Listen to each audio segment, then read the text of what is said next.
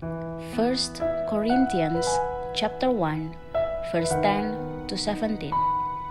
The unity of the body of Christ.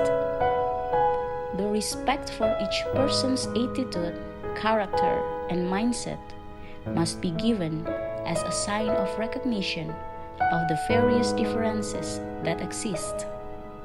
Because if not, it is very likely that this unity could occur between certain groups.